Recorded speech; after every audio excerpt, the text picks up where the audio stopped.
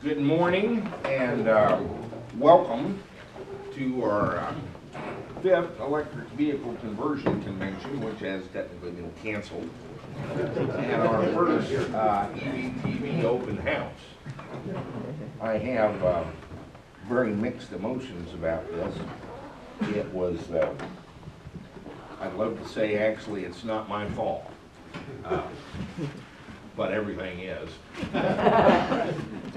We kind of got snookered on our insurance certificate in the city for the AC Braze Arena, and the airport needs me to have a liabilities insurance. This is actually a fairly trivial matter, about a $400 policy, and we've had it for 4 years on the same carrier, and no incidents. I don't think any of it had anything to do with me. There's something going on with insurance across the board in this country. When I notified the SCCA and the guy with the dynamometer and the city, actually, I got their stories of their insurance problems right now. And they were fairly hideous, and I felt like a piker with a little $400 policy that fell through. In any event, the reason I have somewhat mixed emotions is two aspects. One of them is this is what I wanted when Nick Smith came up with this goofy idea. And in fact, this was his original idea, was an open house at EVTV. My co-conspirator in crime, Brian Noto, had done pretty well working for me on some trade shows during the 1990s, and he really likes those. And so he wanted a bigger event, and we seemed to be getting registrations the first year that would support that, and so he kind of designed it to be a bigger event, which I was okay with as long as he was doing all the work. But it required a great deal from me. I didn't really want to do it. This kind of inverts during the show in that Brian goes home and goes to bed about 8:30. I have to stay up till 2 in the morning with you guys, and then get up at 8:30 to show up and talk too.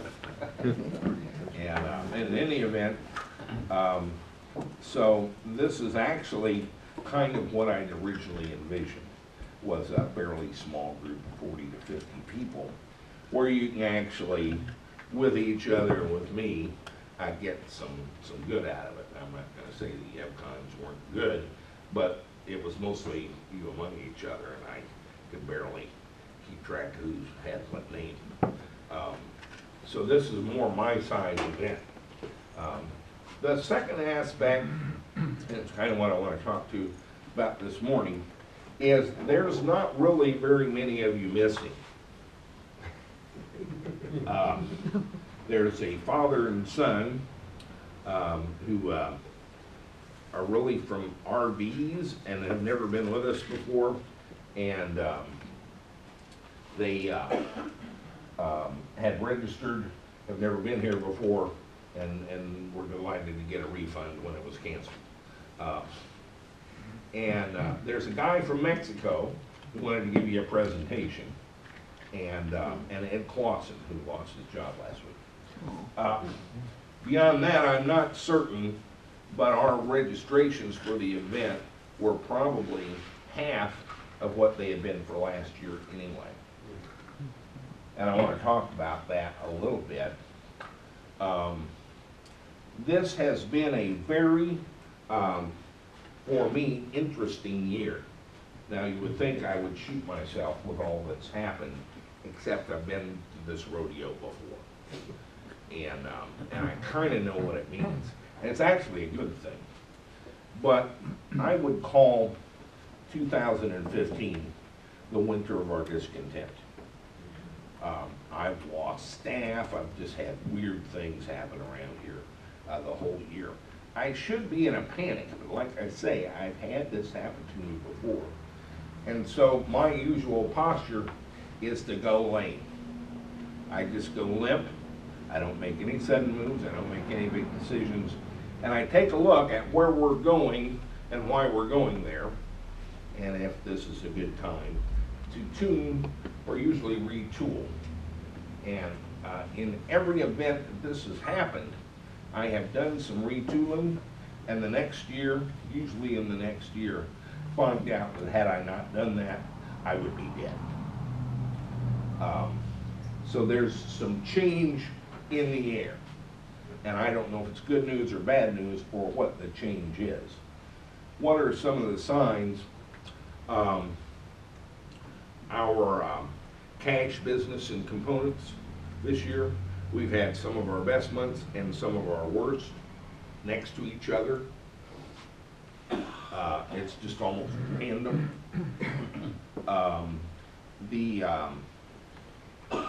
The coming off lease of the some of the EVs that had been put out there that didn't sell and were so leased for like $99 a month and no money down, came off lease, and I think it did some good. It converted a lot of people. Most of them that are coming off lease are not giving up on electric cars. They want the next better one. They got no skin in the game. All they got to do is turn the car in and roll it over to a lease on a new one. But what this has set up is the largest depreciation on automobiles that I've ever seen. And this does not augur well for the sale of electric vehicles at all. I talked to somebody here who I think he bought his Leaf from his buddy who had bought it new. It wasn't really coming off Leaf. And he paid $45,000 for it, and he picked it up for $13.5, I think, heavy leather. But that is an unprecedented. You have to go back to the Ford Edsel to get into that kind of depreciation on an automobile. Now, I don't care how much you have or how much you don't have. I happen to know that all rich people are not born stupid, and they do measure the value of everything. And when you buy a car for $45,000, drive it for 3 years, put 18,000 miles on it, and sell it for a whopping $13,500, that was not a good car to own. The worse than that, and you're going to hear this here, and not very much anywhere else. Like everything in our political system, we now have advocates and anti-advocates. Anti-advocates only talk about the bad things, and the advocates only talk about the good things. But the numbers are not only in battery electric vehicles, but even deep into the hybrid world, like a 25% year-over-year drop in new car sales. And everybody's Tesla fanboys are but Tesla. Actually, Elon's been playing some games with the numbers on Tesla. If you add geographic areas and mix the reporting up a little bit, it can look like instead of hitting 55, I might hit 50. Picture 40 or 45,000 for 2015. And so all of the EV sales are a disappointment to everybody selling them. And of course, during the same year, we're going to drop the price of gasoline from $3.50 to about $2 a gallon. George Hamster used to keep a chart in his office of net gain of Hortonine motor sales opposed to gasoline pump prices. And I thought he was kidding, and he showed me the chart going back 4 years. And I'm like, you mean all I have to do is look at the corner gas station to tell how we're going to do in the next month? And it's pretty much a direct correlation. So this is mayhem and woe across a wide area.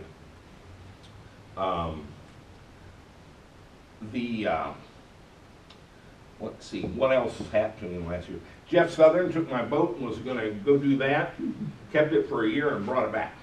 Dropped it off and didn't even speak to me.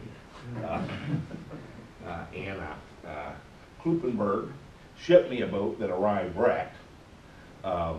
We worked with him and a marine survey company and quite a bit of stuff for about 6 weeks. And he was awarded a check from the insurance company, and he decided to keep that. So there's been some weird things happening that I take as signals. I'm reading messages from God in cloud formations, but I'm reading them really hard. And then Brian disappears first of the year, has never spoken to me. His parents did die in August. He now is part of a movie production company in Cape Girardeau that is going to do a feature-length film, I think with his parents' money. I funded several of his ventures. I know how this comes out, by the way. It's not good. So, across the board, I'm hearing, Jack, stop, look, and listen. Quit talking so much, start listening harder. And I have paid very careful attention to the telephone and the email and so forth. One thing, and I'm not sure what it means, is nobody wants to get on the web and just order the damn thing now. They want a custom quote, they want it in a different color, and they want it upside down. And I'm getting this from Navarro, Spain. There's enough people in New Zealand wanting my stuff that Nick could make a living on this if he just do it. And of course the shipping logistics are a nightmare. Well, they were. Actually, one guy in New Zealand taught me how to do this, and I found a logistics company that makes it all go away. And you just ship it to California, and they put it on a container, and 3 years later it gets to very reasonable price. So there's some of that. So I have been taking a careful look. You might notice a number of unfinished projects in the shop, past projects that don't actually roll anymore, part of the maintenance-free nature of electric vehicles. And of course, I'm out there scurrying around how to hold all this up. Not precisely. And in the past year, I've actually hired one of our first full-time salaried employees, besides Brian. Mr. Colin Kidder is on our staff now. I suppose part-time. He graduated with his degree and was ready to go off and make fabulous money as a psychocoder, except he's in a family business, and I don't think they can run the damn thing without him anyway. And so he's half mine and half theirs. So I think we've got him pinned to the mat, and he can never go anywhere between us, which I'm delighted with. I wrestled with something for 3 days. I handed it to him yesterday. 22 minutes later, he had it worked out. But my point is, the direction I'm taking, not from my client base, you can't follow your customers, you have to lead them. Tom will show you some of that later today. He's invented a way to sell brushes to AC motor guys. And so it's my job to peer into the future and see where we're going and let you guys know, and the ones that want to buy into that, great, and the ones that have a better idea, move on. My view of it is, in the disaster, and understand that the Chevy Volt 2016 was to be introduced in September of 2016. Did not happen. And by that, I mean it did not happen at all. Their press release says that they are going to introduce it in September of 2015, but maybe in limited numbers and in California only. Has anyone seen one? Has anyone driven one? They don't exist. They probably will exist in limited numbers in California. And their corollary was, but it's all part of the plan. We're going to do a short year and introduce the 2017 in March of 2016. This is how they think in Detroit. March of 2016 is just as good as 2017 calendar-wise.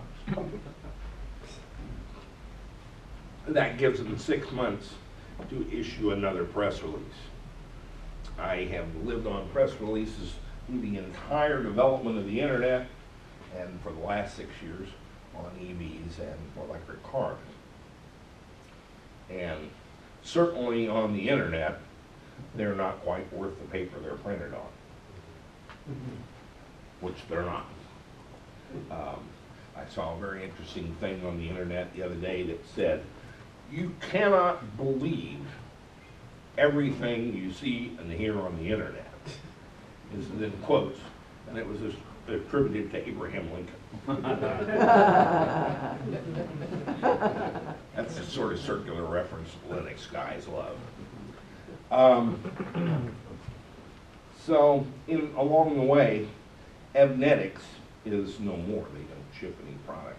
I loved, actually, not so much their Solacon in recent years, but they had a great CAD CAM. Seb was a CAD CAM genius. And we got a lot of adapters from these guys that were just bling, just carved aluminum, shiny stuff that were over-engineered where I would giggle when I look at it. You don't need any of this stuff, Seb. But on the other hand, overkill is always appropriate. And their little throttle module and so forth. I can't get any of that stuff anymore. The Solacon is no more. HP EVS has canceled their AC-75 and AC-76. Bill Bayer will be joining our staff the 1st of November. He has an AC-75 or 76 in his truck, and so I think he'll be well able to fix my Carmen Ghia before he leaves this week, which also has an AC-76. What else is going on? Thunderstruck hardly has anything to do with cars anymore. They do sailboats and are doing pretty well with them. And so it goes. EV West, who was going to go head-to-head with EVTV on the video front, and they did have a lot better production values than we have. Hasn't done anything since April. Matt Hauber's left and started his own thing, and is getting married and having a baby, actually, in San Diego. And so, across the board, things are changing, but it puts me in peril of what I call specialty suppliers. And that is people like Evnetics or HP EVS or Zilla, or we've done very well with what we've had available in the past. But it is the past. And to make better cars and more of them in the future, and by that, of course, I'm concerned with custom cars that you make your way. And I love the Tesla, and after last night, I am inclined to figure out a way to buy a Model X as well. But still, I'm about the VW thing, and Nick's Miata, and Al's 1939 Dodge Brothers pickup. You know, there weren't a lot of electric 1939 Dodge pickups. And Rich Morris, who couldn't be with us, although he planned to, with his 1960 Studebaker Champ. And so I think that's the future I'm concerned with and invigorated by. And of course, am also very interested in the OEMs having a good outcome, and so far they're having a very bad one. But for us, for the future, things start to look like OEM components. I can buy a Chevy Volt Charger for $1,000 from any Chevy dealer. Now they do have a $200 cord charge, which puts me in awkward position because I don't actually own a Chevy Volt. And if I did, the Charger would be fine, I'm sure. So it's really $1,200. But even when I glom on some software and a controller and a couple of sort of pricey connectors and so forth, I can sell that for $16.95 or $17.95. I'm selling Bruce's for $2,000. And it's a Charger that Bruce doesn't make anymore and will not support. If it goes out on you, it's out. And 3 years in the future, if somebody buys your electric car from you, they're not even going to know what it is when they look at it, much less how to replace it or how it's wired. And so I think we need to get away from specialty items, custom wired in, and go to a more modular use of OEM components. And it's a numbers game, and we've always known it was a numbers game. This is part of the standard adoption curve of any technology. I did not invent it. What was the guy's name? Roger Smith, some 1962. It's been around for 50 years and is a well accepted mantra to live by in high tech. And that's the standard adoption curve, and it has to do with numbers. And if it varies from industry to industry, and it varies from technology to technology, but if you don't know any more about it, which you never do at the beginning, the early adopter phase starts at 2.5% market penetration. We're at 0.7% after giving away a bunch of cars on a $99 lease. In the past 2 or 3 years, I've almost looked like a laggard while the rest of the world has declared a victory in the EV space over and over and over. We declared victory when you could send email from Genie to CompuServe. That was not the end of the internet. We weren't there yet. It was cool. And we like to be able to send email from Genie to CompuServe. I'm not belittling the accomplishment of the gentleman involved, but it was hardly Google. And so you can declare victory all you want, and you can celebrate it all you want, and I really am in an awkward position to put a wet blanket on it, but in my world, things don't work that way. It's normally, for me, I don't go viral, and I'm not an overnight sensation. It looks more like crawling through 40 miles of piss, blood, razor blades, and vomit, broken glass on your hands and knees for 15 years, and then you can be an overnight success story.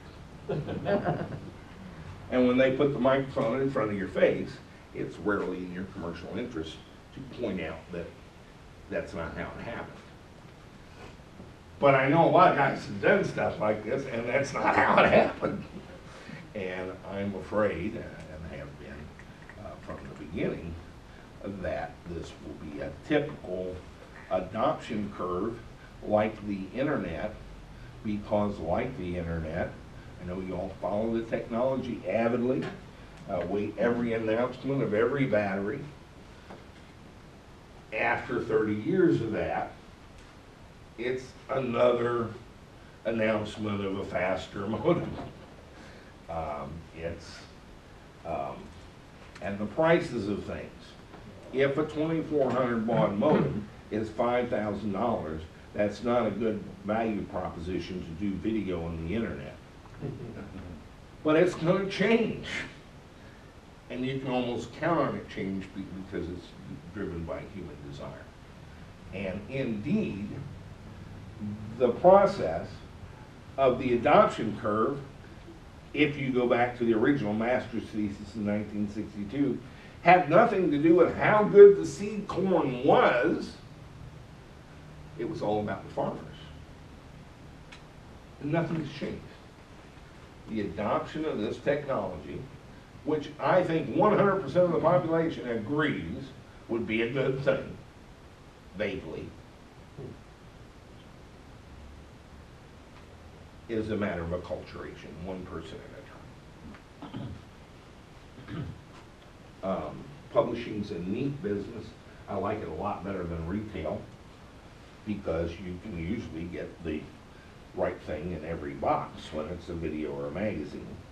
And when it's parts, that's very difficult to do. But you learn a lesson in that everybody talks about Brazilian viewers or Brazilian readers. You get them one at a time. It's one win at a time in serial fashion.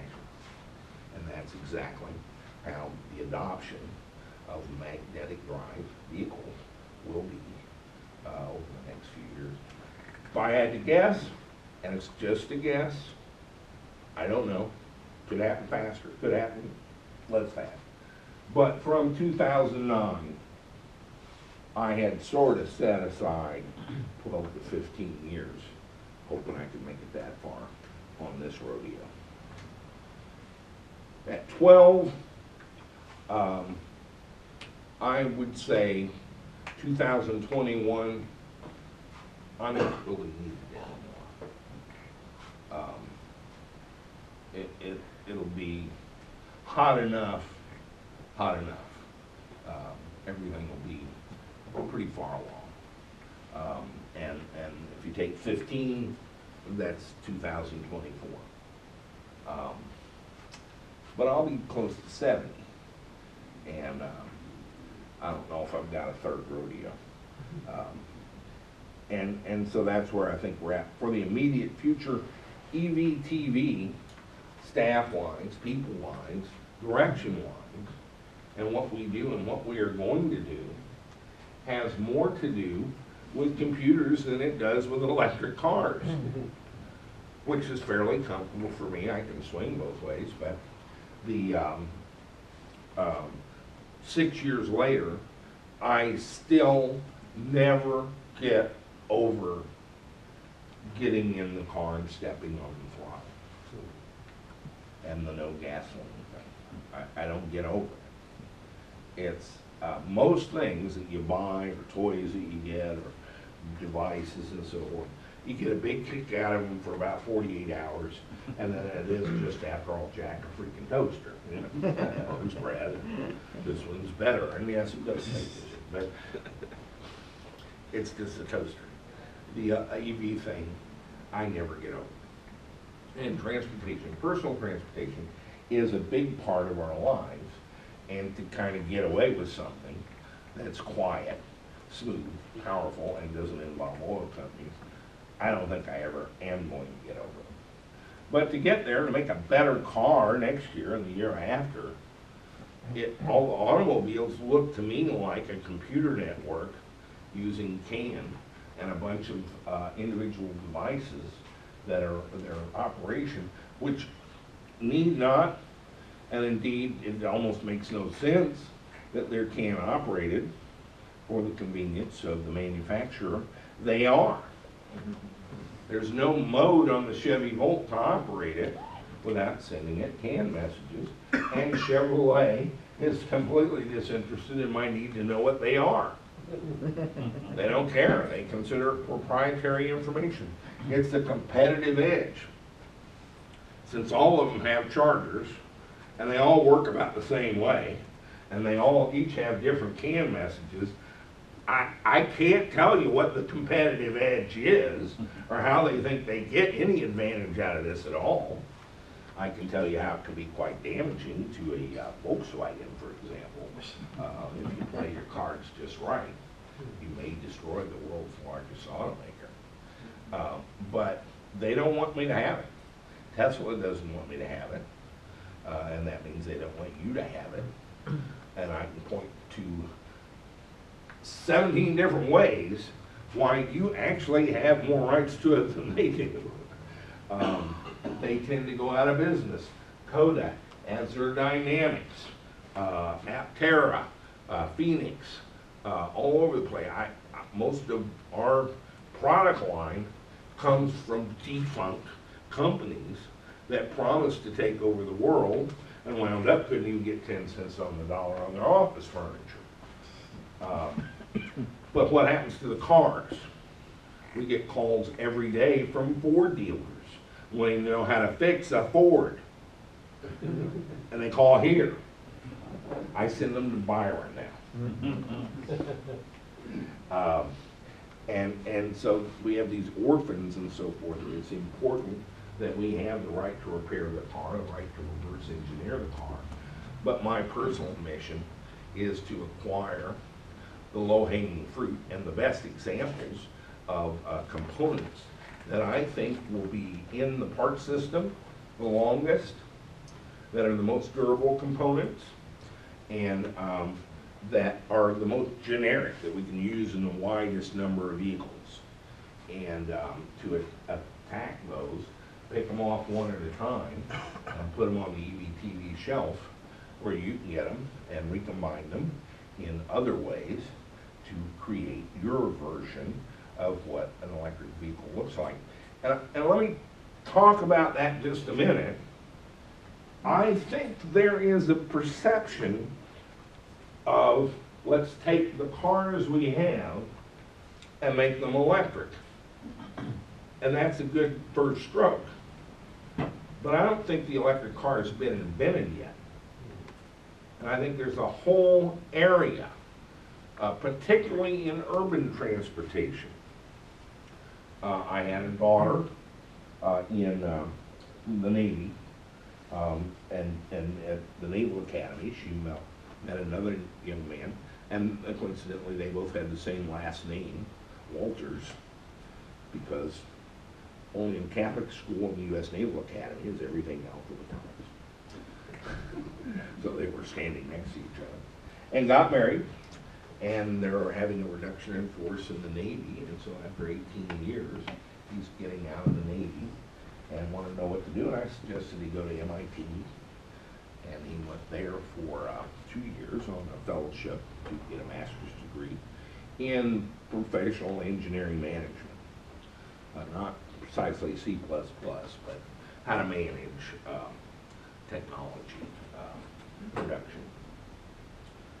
So they're in Boston or Cambridge, and they can't get around. In Cambridge, if you leave your home in your car to go to your friend's house, by the time you find a place to park the car, you may be further away from the friend's house than you were at home.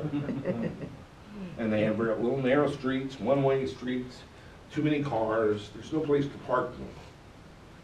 And then this past year, they got 110 inches of snow, which sort of slowed down the cars that they do have. But they wound up with a lane about 22 inches wide down the middle of the road that had been plowed, and I got them a Yuba cargo bike, electric bicycle, and they would actually, in the snow, go down this lane about 22 miles an hour with 2 kids and him and her all on one bicycle. And yesterday I asked him to bring it up because I wanted him to see Bill Bayer's bicycle. Let me fall on the sword here. A guy, what's the guy's name with Saunders? Storm Saunders. Storm Saunders put up a Kickstarter program to do an electric bicycle for $500. And he signed up, and he was going to deliver them the 1st of May. And this was in February.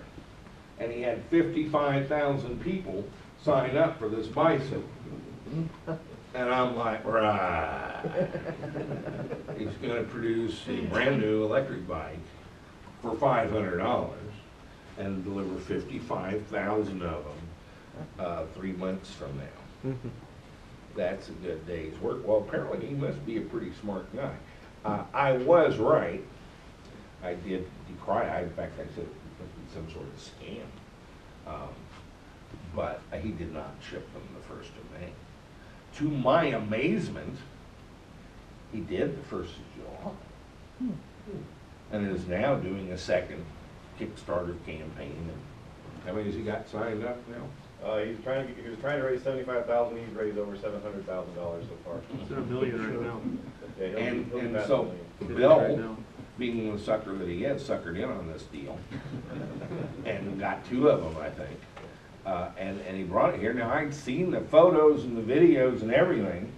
I'm on board, but what he showed up with doesn't look anything like that. It's much larger, and tires are much fatter, and I was kind of wowed. So I had Tobias, the son-in-law, bring the Yuba up to see the Saunders electric bike. Now, I'm going through all this is not a self-aggrandizement tale of electric bicycles. I don't even like bicycles. I'm 300 pounds. If I fell off a bicycle, I'm dead, and I could take out 4 or 5 other people. The furniture, the road, signs, it'd be awful. I can't even get on a bicycle. It's preposterous. I don't, you know, it's electric or not, it's preposterous. But it points up the need for the young families, even, to be able to navigate an urban area at limited range and at limited speed. That's not any of the issues. I don't care how far it goes. I don't care how fast it goes. They care what it carries and how you can park it and what you do with it when you get there. They've got, my kids have got a massive chain. That's to chain up the bike so it doesn't get stolen. It was $5,000. Bill's was $500. You see why I don't really care about what the price is, or it's all gravy and jello. It's not the price, it's not the bicycle, it's there is a crying need for an urban vehicle so people can get around without the traffic and stuff. I moved here from Denver on my way out the door, and this has been 15 years ago. I was pretty sure one morning everybody's going to get in the car, drive to the end of the driveway, and boom, it's going to lock up. And Denver's not one of the bad places for traffic. But I mean, this is untenable. That problem we've never talked about. It's not on my list. It's not on my radar screen. But the traffic situation in a lot of our metropolitan areas is not survivable. You can't live that way. You wind up with no life. You're spending 3.5 days in a car. If you're going to go to bed, if you're going to get fed, if you're going to have a job, you have to go 800 miles an hour with your hair on fire just to get to 11 p.m. and fall dead in bed because you're spending all your time in a car, in traffic, going nowhere. So urban mobility is an issue that no one has invented a solution for yet, and they will. And so across the board of electric transportation, there's huge opportunities, great gaping holes where anybody with a solution can make billions of dollars, if that's your mission. So we're not in the final throes of the competition between VW, Porsche, and Tesla over the luxury car market. That's not even a very interesting game, and it has nothing to do with the overall larger picture. And the overall larger picture has to do with innovation and invention, but do not forget the most important part, and what you all are doing extremely well, by the way, and that's the acculturation. What's an electric car? Why do you want an electric car? Why did you buy that car? How do you fuel that car? How do you live with that car? That's what your neighbors are wanting to know. And they have various ways of inquiring, some rude, some polite, some accusing. But they're actually after information. What do you do with that car? How does that work? And so the car shows, the local TV and so forth, some of you are celebrities now in your local community. That's all good because it's part of the acculturation process that has to happen to reach a tipping point in a natural, completely natural and controlled way that we adopt technology as a human species and as an organism. You can't just have somebody throw a piece of hardware up in the air and the whole society jump on it and then do the next one. We send out scouts, scout ants, and they play with it and fiddle with it, and then we send out some early adopters, and they play with it and fiddle with it, and after about 10% of the population is clearly profiting from it, they say, okay, guys, this is pretty good. You can come on in. And that's a good thing. It's a good way of approaching it. For us personally, it can be annoying and aggravating because you go 3 steps forward, 2 steps back. And this past year, it's been 3 steps back, or maybe 4, which is usually a sign. My experience has been that's a sign. I think of it as like Satan thrashing in his final throes where he gives up to you. But when it really I call it the taste of my own blood in my own mouth. It's 2 a.m. There's nobody wants to support you. You're doing this all by yourself. Government's against you. Kids are giving you a problem and stuff. I've almost gotten where I relish those moments because I know what they mean now. I'm 60. I've been through this 4 or 5 times. About 2 days from now, it's just going to start raining shit. That's all good if you just persist through the next couple of days. And so I view 2015 as one of those reset years. Examine what you're doing. Why are you doing it? What are you spending on it? And what direction are you going? And is it really important to see how many batteries you cram in a boat? It's a semi-interesting question, but what should you be doing, Jack Rickard? And I've decided it's a more profitable use of time for the greatest number of people to focus instead on goofy little Arduino boards and CAN bus and some really bizarre things that people at Tesla have come up with to do to 8 bytes of data, frankly. And so that's been the change of direction this year.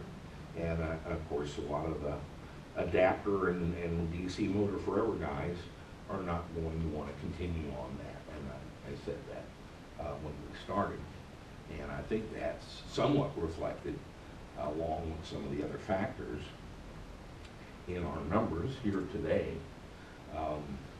We've had to give up a few because we're going in a different direction. And I'm talking about EVTV specifically, not the broad thing. What direction each of you all are going in is fascinating to me, but it varies. But I'm sharing with you where we're going and why. And I think if I don't miss my bet, after a horrible 2015, about the middle of 2016, it's going to start raining good news about electric cars. And I don't know what that good news is going to be, but I know that Volkswagen has a golden opportunity to have a dramatic change of heart about automobiles. I know that announcing head-to-head competitors with Tesla's Model S is not going to work for them because that's a 3-year-old design. And last night we watched the Model X roll out. HEPA air filters? Now who'd have thunk it? As soon as he said it, I wanted one. I need a HEPA air filter so that I'm breathing in good, clean Turkish tobacco of such a premium nature that the use of coupons is pretty much precluded. It says so on the back. And do I want a car that opens the door for me, closes it for me as if I'm a girl? Actually, yeah, I do. I want one of those. And so Elon Musk is the one outlier in that he will throw a lawn dart into a zone that's not owned and doesn't immediately make sense to everybody. He does it rather boldly, and so I admire him, even though he stutters and stammers worse than I do. Whenever I feel bad about my video presentation on camera skills, I just go to YouTube and watch Elon in an interview, and I feel better.